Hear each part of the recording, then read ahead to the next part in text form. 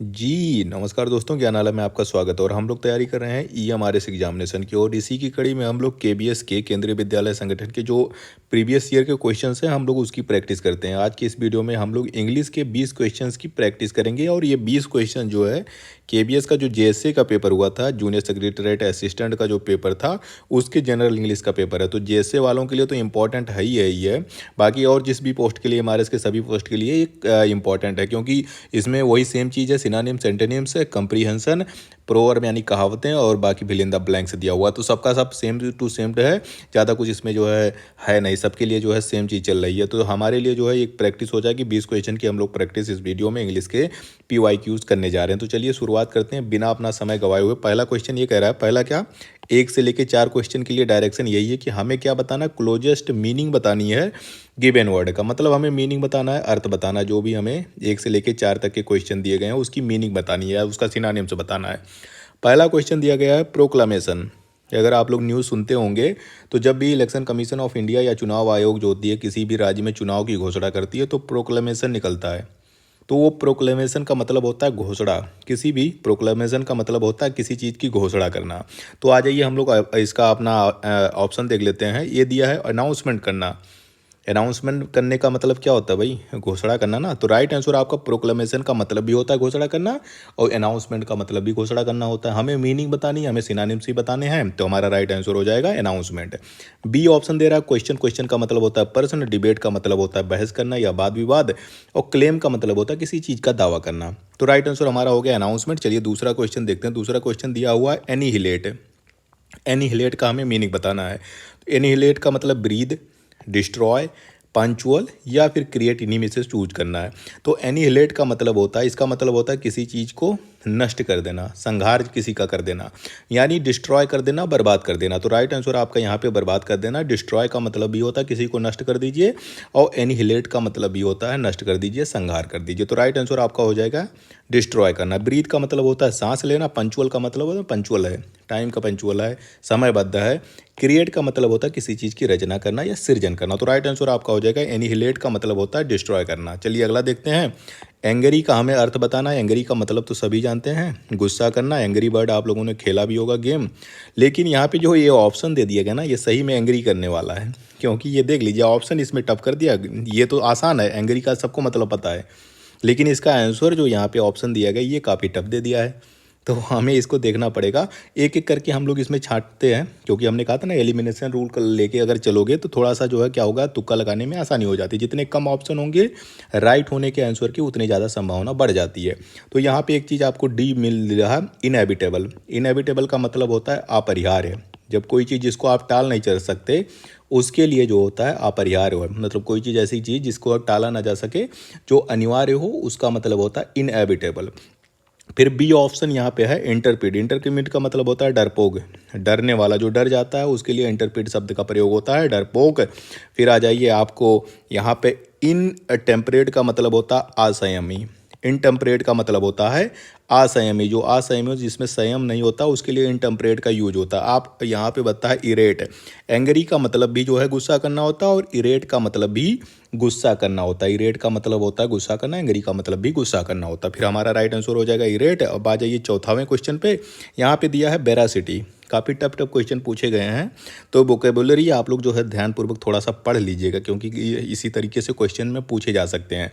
Simple simple पूछेगा तब तो आप उसको कर ले जाओगे, लेकिन इस तरह से अगर थोड़ा बहुत 2-4 क्वेश्चन पूछ लेंगे तो उसमें हमारा थोड़ा सा समस्या उत्पन्न हो सकती है, हिंदी मीडियम वालों को खासकर उनके लिए। तो थोड़ा सा आप लोग जो है वोकेबुलरी अपनी जो है सिनोनिम्स एंटोनिम्स ये सारा चीज़ जो है ज़्यादा से ज़्यादा उसको पढ़ के चलिएगा। तो चलिए यहाँ पे फिर वेरासिटी दिया हुआ। वेरासिटी का मतलब होता है सत्य, सही या सच्चाई के लिए वेरासिटी यूज होता है। तो वेरासिटी का मतलब हो गया ट्रूथ या सच्चाई, इसका मीनिंग यही होता है, ट्रूथ है। तो राइट आंसर आपका हो जाएगा वेरासिटी या ट्रूथ। अर्बन का मतलब होता है शहरी, शहरी क्षेत्रों के लिए अर्बन है, शहरी। अर्बन का मतलब होता है शहरी। मेट्रोपॉलिटन का मतलब होता है महानगर। महानगर जो होते हैं, बड़े शहर होते हैं, उनके लिए यूज होता है महानगर। एनर्जी का मतलब ऊर्जा होता है, आप सभी जानते हैं। तो हमारा राइट आंसर हो गया वेरासिटी का मतलब होता है ट्रूथ। तो चलिए अगला देखते हैं। यहाँ पे डायरेक्शन दिया गया है कि 5 और 6 क्वेश्चन के लिए डायरेक्शन ये है कि फिल इन द ब्लैंक हमें भरना है जो प्रोवर्ब दिए हैं। प्रोवर्ब का मतलब होता है जो कहावतें दी गई हैं, कहावतें दी गई हैं या मुहावरे दिए गए हैं, उस उन कहावतों का हमें फिल इन द ब्लैंक जो दिया है उसको भरना है। तो चलिए हम लोग 5वां क्वेश्चन देखते हैं कि there is no smoke without, मतलब वहाँ कोई धुआं नहीं होगा जहाँ क्या ना होगा। भाई जहाँ आग होगी वहाँ धुआं होगा, जहाँ आग नहीं होगी वहाँ धुआं भी नहीं होगा। राइट सर, तो यही है, फायर जहाँ पे होगी, आग जहाँ पे होगी वहाँ पे धुआं होगा। ये कहावत तब यूज हो जाती है जब मान लीजिए कोई अफवाह किसी के बारे में फैलती है, तो लोग कहते हैं कि भाई जहाँ पे आग होगी वहीं पे जो है धुआं होगा। मतलब अगर धुआं, आग नहीं होगी तो धुआं भी नहीं होगा। तो कोई ना कोई सच्चाई जब इस चीज़ के लिए होती है कि भाई कुछ ना कुछ तो सच्चाई है ही है, तो उसके लिए कहावत यूज की जाती है। तो आपका यहाँ पे राइट आंसर हो जाएगा फायर। आप इसको भर के देख लीजिए, there is no smoke without fire. अगर फायर नहीं होगा तो स्मोक भी नहीं होगा। किचन का कोई मतलब है नहीं, तो राइट आंसर आपका फायर हो जाएगा। मैचेज, मैचेज का मतलब जो होता है, मैच बॉक्स आती है, दिया सलाई आती है, वाटर मतलब पानी, तो पानी का आग से कोई मतलब नहीं है। तो राइट आंसर आप जो हो जाएगा फायर। फिर आ जाइए 6वें क्वेश्चन पे, spare the rod and spoil the fill in the blank दिया है। स्पेयर द रॉड का मतलब होता है अगर डंडा नहीं उठाओगे तो कोई चीज़ जो है स्पॉइल मतलब बर्बाद हो जाएगी। क्या? रोड बर्बाद हो जाएगा, बर्ड बर्बाद हो जाएगी, छड़ यानी रोड, या फिर चिल्ड्रन। तो राइट आंसर हो जाएगा, ये कहावत तब यूज होती है चिल्ड्रन के लिए। अगर बच्चे को अगर बच्चा कोई जो है गलत काम कर रहा है और उसको पनिश नहीं करोगे, उसको दंड नहीं दोगे, तो वो फिर बिगड़ जाएगा। ठीक है, तो इसके लिए आप लोग जो है टीचर्स बनने जा रहे हैं, पीजीटी टीजीटी वाले भी इसमें हैं, हॉस्टल वार्डन भी आप लोग हैं। तो स्पेयर द रॉड का मतलब होता है कि अगर आपने डंडा नहीं उठाया, अगर आपने पनिशमेंट नहीं किया तो बच्चा बिगड़ जाएगा। अगर बच्चा जो है गलती कर रहा है और उसको डर नहीं दिखाओगे, उसको पनिशमेंट नहीं दोगे, तो बच्चा बिगड़ जाएगा। तो राइट आंसर आपका हो जाएगा चिल्ड्रन या चाइल्ड हो जाएगा, बच्चा बिगड़ जाएगा। फिर आ जाइए, डायरेक्शन दिया है 7 से लेकर 10 के लिए। डायरेक्शन ये है कि अपोजिट वर्ड हमें देना है, हमें विलोम शब्द लिखना है। अभी तक हम लोगों ने सिनोनिम्स बताया था, अब हमें विलोम बताना है। विलोम बताना है कितने? 7 और 10 से, 7 से लेकर 10 तक के जितने क्वेश्चन था हमें उसका विलोम बताना है। चलिए देखते हैं क्या पूछा गया है। पहला दिया है क्वेश्चन ऑथेंटिक।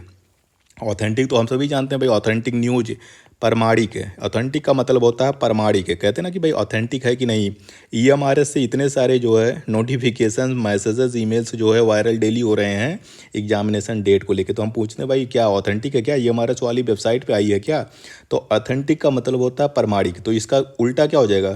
फेक न्यूज या फेक है, फेक इन्फॉर्मेशन, गलत है। तो राइट आंसर आपका यहाँ, हमें विलोम तो बताना ना, विलोम बताना है। तो ऑथेंटिक का मतलब हो गया प्रमाणिक और फेक का मतलब हो गया जो कि अविश्वसनीय, मतलब अप्रमाणिक हो, उसके लिए यूज होता है फेक। क्रेडिबल का मतलब होता है जो विश्वसनीय हो। तो ऑथेंटिक का मतलब भी वही सेम चीज़ आती है, प्रमाणिक हो या फिर क्रेडिबल हो यानी विश्वसनीय हो। एरोगेंट का मतलब होता है अहंकारी जो होता है, उसके लिए यूज होता है कि भाई बहुत एरोगेंट है। और फिर डिसेंट का मतलब होता है डिसेंट लड़का है, उसके लिए होता है कि शालीन लड़का है, कुलीन लड़का है, शालीन के लिए यूज होता है डिसेंट। फिर आ जाइए 8वां क्वेश्चन, ये दिया कि प्राइसलेस। कहते ना कि प्राइसलेस है, ठीक है, प्राइसलेस है। प्राइसलेस का मतलब है अमूल्य, जिसका हम मूल्य ही ना लगा सकें, अमूल्य हो, ठीक है, बहुत कीमती हो, अमूल्य, प्राइसलेस। कॉस्टली का मतलब भी कीमती होता है। तो हमें सिनोनिम से नहीं बताना है, हमें एंटोनिम से बनाना है।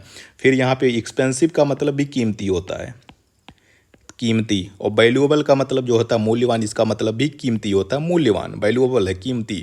तो आपका ये बताया वर्दलेस। वर्दलेस का मतलब होता है बेकार, एकदम बेकार, रद्दी, किसी काम का नहीं, बेकार। तो प्राइसलेस का आपका अपोजिट हो जाएगा बेकार, यानी अमूल्य का हो जाएगा बेकार या वर्दलेस हो जाएगा। तो राइट आंसर आपका हो जाएगा वर्दलेस। फिर इसमें आ जाइए कि एक दिया है 9वां क्वेश्चन, अनरूली। अनरूली का मतलब होता है जो बच्चा जो है बहुत ज़्यादा उद्दंड होता है, उसके लिए यूज होता है अनरूली। मतलब जो आपके नियंत्रण में नहीं है, अनियंत्रित है, उसके लिए होता है अनियंत्रित है। तो हमारा इस चीज़ क्या होगा भाई, जो हमारे नियंत्रण में नहीं है, बात नहीं मानता, उसके लिए हो गया जो बात मानता हो।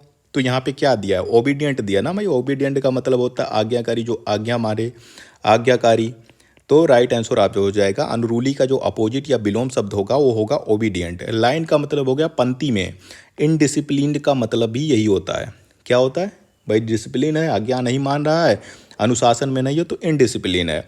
हमें मीनिंग हमें अपोजिट बताना है। सिंगल का मतलब अकेला हो गया, तो राइट आंसर अनरूली का हो गया ओबीडियंट। फिर आप आ जाइए इस सैक्रेड, सैक्रेड का क्या मतलब होता है? सैक्रेड गेम्स आप लोगों ने देखा होगा ना भाई, मूवी वो क्या है, अ, जो एक चल रही है ना कि वो सेक्रेड गेम्स एक आई हुई थी, वेब सीरीज थी सेक्रेड गेम्स। तो सेक्रेड का मतलब होता है पवित्र, कहते हैं ना गंगा जो है पवित्र नदी है, तो सेक्रेड का मतलब होता है पवित्र, धार्मिक।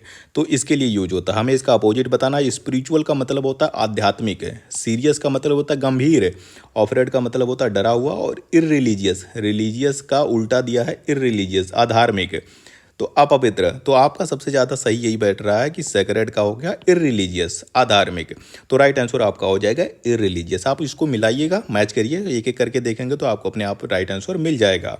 फिर यहाँ पे दिया है डायरेक्शन, दिया है कि 11 से लेकर 14 तक, यानी 4 क्वेश्चन अपने हैं, ये कंप्रीहेंशन है, पैसेज को पूरा पढ़ना है, उसके बाद हम इसको जो है सॉल्व कर पाएंगे। तो हमें पैसेज पढ़ना पड़ेगा। पैसेज पढ़ने से पहले हमने कहा था कि जो भी क्वेश्चंस इसमें दिए हों उसको एक बार पहले देख लो, थोड़ा सा क्या पूछा गया है देख लेते हैं, क्योंकि 4 क्वेश्चन हमारा इसी पैसेज से आसानी से सॉल्व हो जाएगा। कंप्रीहेंशन या पैसेज वाला सबसे आसान पोर्शन यही होता है, क्योंकि जो पैसेज में दिया होता है उसी से क्वेश्चन आंसर हमको करना होता है। तो सबसे आसान चीज़ यही होती है, अगर थोड़ा भी हमने मीनिंग उसका निकाल लिया तो हमारा सॉल्व हो जाता है। तो चलिए पहले क्वेश्चन देख लेते हैं। जो 11वां क्वेश्चन ये दिया गया कि Antarctica contains which of the following, Antarctica में क्या पाया जाता है, ये पहला क्वेश्चन है। दूसरा क्वेश्चन ये पूछा जा रहा है कि which of the following is present in Antarctica, Antarctica में क्या प्रेजेंट है। और फिर 13वां क्वेश्चन ये पूछा गया कि which of the following is true, इसमें से क्या ट्रू है। West Antarctica is warmer than east, Antarctica is warmer than Antarctica, मतलब Arctic is warmer than Antarctic. तो ये चीज़ हमको इसको देखना होगा। तो चलिए, हम लोग अपने मन से नहीं बता सकते, हमको पहले क्वेश्चन उसको पढ़ना पड़ेगा, कंप्रीहेंशन आपको पढ़ना पड़ेगा।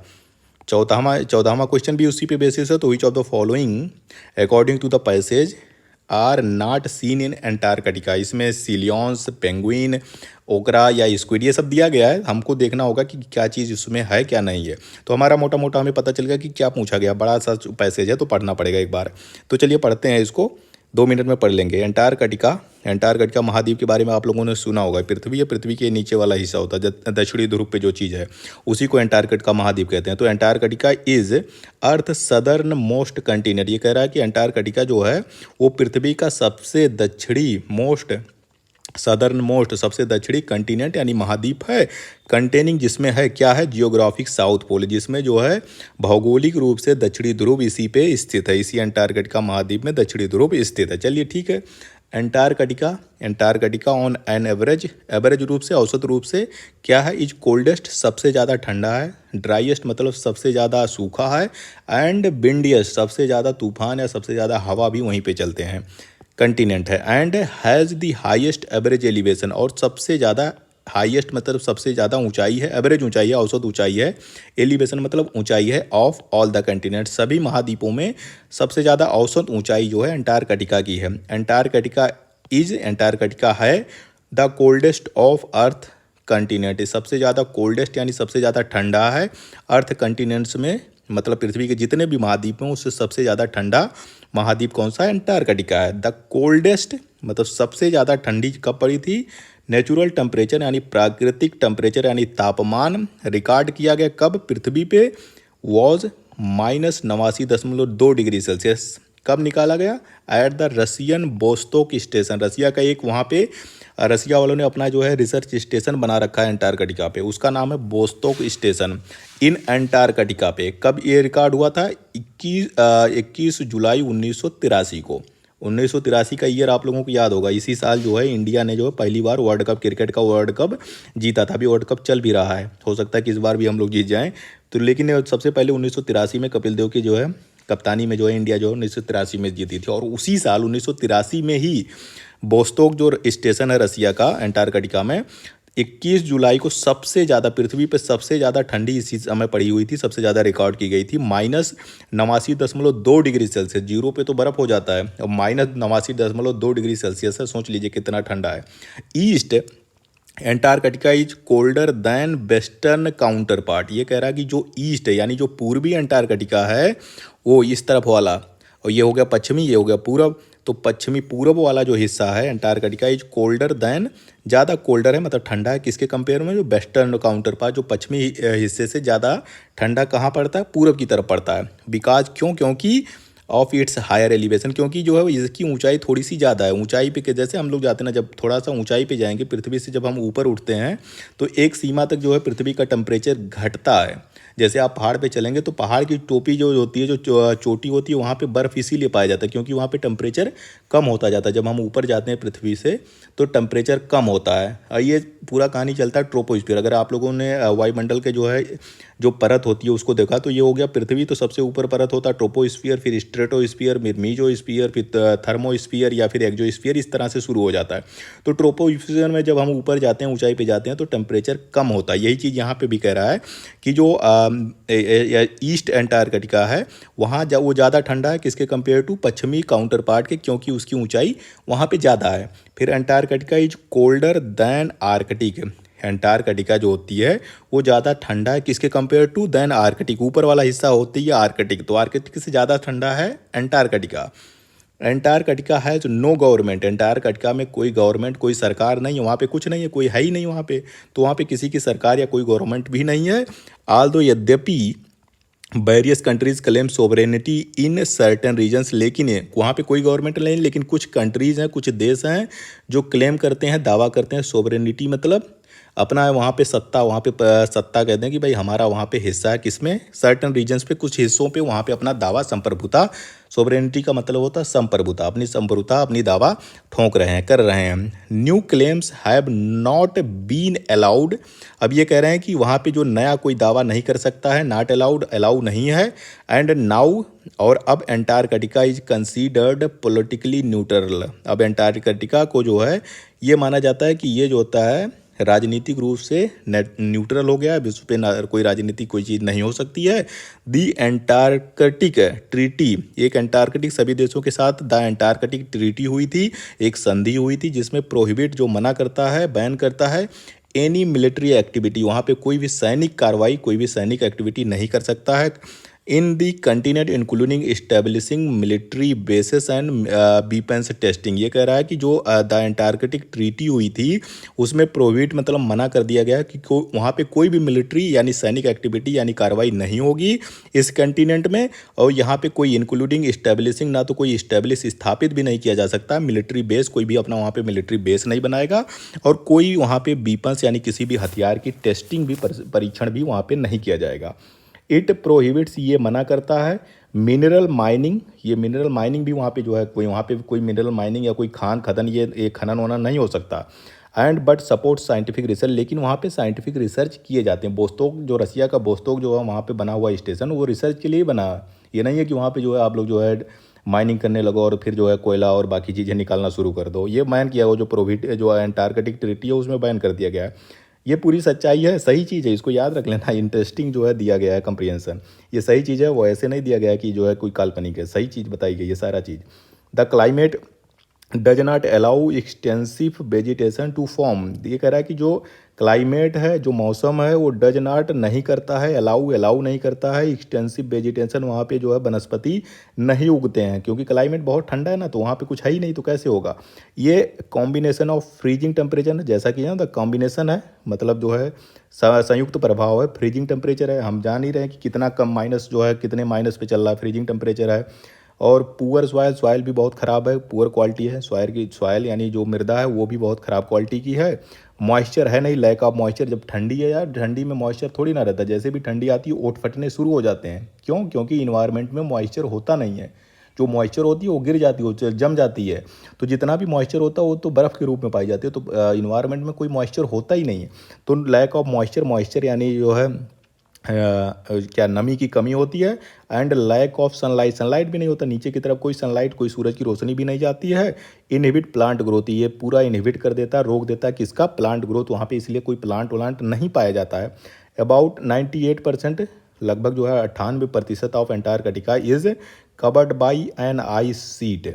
पूरा जितना 98% एंटार्कटिका उस पर वो पूरा बर्फ़ से ढका हुआ है। एवरेज थिकनेस इसका कितना है, 1.6 किलोमीटर मोटाई का चादर वहाँ पे बिछी हुई है, किसकी, बर्फ़ की, एंटार्कटिका पे। द न्यू टेक्निक्स, जो नई तकनीक आ चुकी हैं, सच एज रिमोट सेंसिंग जो सैटेलाइट की मदद से किया जाता है, and satellite imagery, satellite image की मदद से, have begun to reveal the structures beneath the ice. ये कह रहे हैं कि जो रिमोट सेंसिंग टेक्नोलॉजी है, जो सैटेलाइट इमेजरी है, इससे जो है पता चला है structure beneath the ice, ice के नीचे क्या स्ट्रक्चर है, क्या बनावट है पृथ्वी की, क्या चीज़ है, उससे ये पता किया गया है। द कंटिनेंट, द महाद्वीप जो है as about 90% of the world's ice, इस महाद्वीप पे लगभग पृथ्वी का जो 90% आइस है, बर्फ, वो 90% यहीं पे पाया जाता है। और 70% वर्ल्ड का पानी वो भी अंटार्कटिका पे ही पाया जाता है, बर्फ के रूप में पाया जाता है। अंटार्कटिक सी लाइफ इंक्लूड्स, जो अंटार्कटिक में जो सी लाइफ है, समुद्री जीवन, उसमें क्या क्या पाए जाते हैं? पेंगुइन पाया जाता है, ऊपर पेंगुइन पाया जाता है, नीचे ब्लू व्हेल्स पाए जाते हैं, ओरकास पाए जाते हैं और स्क्विड पाए जाते हैं। नीचे पानी है ना, तो बर्फ़ के नीचे थोड़ा सा पानी है, ऊपर तो पूरा बर्फ़ जमा हो लेकिन नीचे थोड़ा सा पानी रहता है। ये कहते हैं ना, पृथ्वी जब जो इस तरह के जो वाटर होते हैं ना, ऊपर बर्फ़ जम जाती है लेकिन नीचे जो है लिक्विड फॉर्म में पानी रहता है, क्योंकि टेम्परेचर वहाँ पे जो है थोड़ा सा ऊंचा रहता है, इसलिए जो बर्फ़ नहीं जम पाता। तो ये सारा चीज़ हो गया। अब हमें 4 क्वेश्चन इसी से सॉल्व हो जाएंगे। चलिए देखते हैं। पहला दिया है 11वां नंबर की Antarctica contains which of the following. Antarctica पे इक्वेटर है? नहीं। नॉर्थ पोल है? नहीं। South pole? None of this. South pole हमने कहा, अंटार्कटिका कंटेन्स साउथ पोल है जी। राइट आंसर आपका होगा दक्षिणी ध्रुव अंटार्कटिका पे ही स्थित है। फिर 12वें क्वेश्चन पे आ जाए कि which of the following is present in Antarctica. Antarctica पे क्या प्रेजेंट है? बीपन्स टेस्टिंग नहीं, प्रोहिबिट कर दिया गया। बीपन टेस्टिंग वहाँ हो नहीं सकता, मिलिट्री बेस वहाँ कोई बना नहीं सकता। सेंट्रल गवर्नमेंट वहाँ भी कोई गवर्नमेंट है ही नहीं, वहाँ पे रिसर्च स्टेशन है। बोस्तोक रसिया वाला है ही ना, वहाँ पे अपना भी है, इंडिया का भी है, गंगोत्री नाम से बना हुआ है स्टेशन इंडिया का भी। इंडिया ने भी अपना रिसर्च स्टेशन अंटार्कटिका पे बना रखा है, अमेरिका ने बना रखा है, चीन ने बना रखा है, रसिया ने बना रखा है। तो सिर्फ रिसर्च स्टेशन ही वहाँ पे पाए जाते हैं। फिर आ जाइए 13वें क्वेश्चन पे, which of the following is true, क्या सही है? West Antarctica is warmer there east. जो स्टेटमेंट दिया है पैसेज में, ये कहा गया है जो ईस्टर्न अंटार्कटिका है, इधर वाली साइड वाली, ईस्ट वाली, वो ज़्यादा ठंड है किसके कंपेयर टू वेस्ट वाले साइड की। क्यों? क्योंकि इसकी ऊंचाई थोड़ी सी ज़्यादा है, ऊंचा है, तो ऊंचाई की ज़्यादा होने की वजह से ये ज़्यादा ठंडा है। तो ये इसने उल्टा पूछ लिया कि best Antarctica is warmer than east. हाँ सही है। Arctic is warmer than Antarctic. Arctic भी वार्मर है। क्यों? कह रहे हैं ना कि अंटार्कटिका ज़्यादा ठंडा, हमेशा कोल्ड कोल्ड यूज किया गया, लेकिन यहाँ पे इसने वार्मर वार्मर कर दिया है, पूछ लिया है। तो दोनों सही है, ए और बी राइट आंसर हो जाएगा, क्योंकि बेस्ट अंटार्कटिका जो है वार्मर देन ईस्ट है और Arctic is warmer than Antarctic. Right answer दोनों बहुत सही हैं, ए और बी दोनों ऑप्शन सही हैं। फिर आ जाइए 14वां question, which of the following according to the passage are not seen in Antarctica. कौन सी ऐसी चीज़ है जो अंटार्कटिका पे नहीं दिखती है? सीलियन, पेंगुइन, ओरका या स्क्विड। पेंगुइन भी दिखती है, स्क्विड भी दिखती है, ओकरा भी दिखती है, ओरका भी दिखती है, ब्लू व्हेल्स भी दिखते हैं, लेकिन ये जो सीलियन है ये वहाँ पे नहीं दिखता है। वो पूरा जो स्टेटमेंट दिया है उसमें लास्ट वाली लाइन जो लिखी हुई है, तो वहाँ पे सीलियन नहीं दिखता। तो राइट आंसर आपका हो जाएगा ये। फिर आ जाइए कि डायरेक्शन दिया गया 15 से लेकर 18 तक, फिल इन द ब्लैंक हमें करना है। तो ये एक तरह से ग्रामर भी पूछा गया, तो ये आप लोग इसको देखिएगा। 15वां क्वेश्चन ये कह रहा है कि सिंस व्हेन वर्किंग देयर, यहाँ पे फिल इन द ब्लैंक दिया गया है, तो क्या हो सकता है? सिंस व्हेन मतलब, सिंस मतलब कब से, व्हेन मतलब कब, सिंस मतलब हो गया, मतलब सब समय के लिए पूछा जा रहा है। सिंस व्हेन मतलब कब से, वर्किंग देयर तो काम कर रहे हो, कौन, तो क्या हो जाएगा? योर, योर्स, यू या आर यू। राइट आंसर हो जाएगा आर यू। ठीक है, एक बार भर के इसको चेक कर लेते हैं। सिंस व्हेन कब से, आर यू तुम काम कर रहे हो, वर्किंग देयर सिंस मतलब तुम कब से वहाँ पे काम कर रहे हो। राइट आंसर आपका यही हो जाएगा आर यू, क्योंकि कहीं पे आपको यहाँ पे देख लीजिए योर्स, यू, योर, कहीं पे भी जो है इसके साथ वो नहीं दिया गया है, कोई भी एक्सिलरी वर्ब नहीं दिया गया है, इसी के साथ दिया गया आर यू। ठीक है ना, तो कब से तुम वहाँ पे काम कर रहे हो यही पूछा जा रहा है, क्वेश्चन मार्क भी यही दिया गया। तो प्रेजेंट कंटिन्यूअस टेंस है, तो आर यू राइट आंसर आपका हो जाएगा। यहाँ पे आ जाइए 16वें क्वेश्चन पे, Sam did not go US. Sam जो है डिड नॉट, ये प्रेजेंट इंडेफिनिट टेंस है, निगेटिव में चल रहा है, प्रेजेंट नहीं, ये पास्ट इंडेफिनिट टेंस है, निगेटिव सेंटेंस है। तो पास्ट इंडेफिनिट में कह रहा है कि Sam did not go, Sam जो है डिड नॉट नहीं गया, कहाँ? यूएस, यूएस अमेरिका नहीं गया। फिर यहाँ पे क्वेश्चन दे दिया गया और फिर ही दे दिया गया, तो ये हो जाएगा यहाँ पे आपका क्या है? Did not he, did he, isn't he या इज ही। तो राइट आंसर, क्योंकि पास्ट टेंस में है तो ये हो जाएगा डिड ही। ठीक है, राइट आंसर हो जाएगा डिड ही। इसको तब पढ़ोगे आप कि Sam did not go to US, Sam US नहीं गया, डिड ही, क्या ये सही है? क्वेश्चन मार्क लग गया है, तो डिड ही राइट आंसर हो जाएगा। यहाँ पे आपका आ जाएगा डिड। चलिए अगला देख लेते हैं। 17वां ये दे रहा है you can come to meeting, you can come to meeting, तो मीटिंग में आ सकते हो।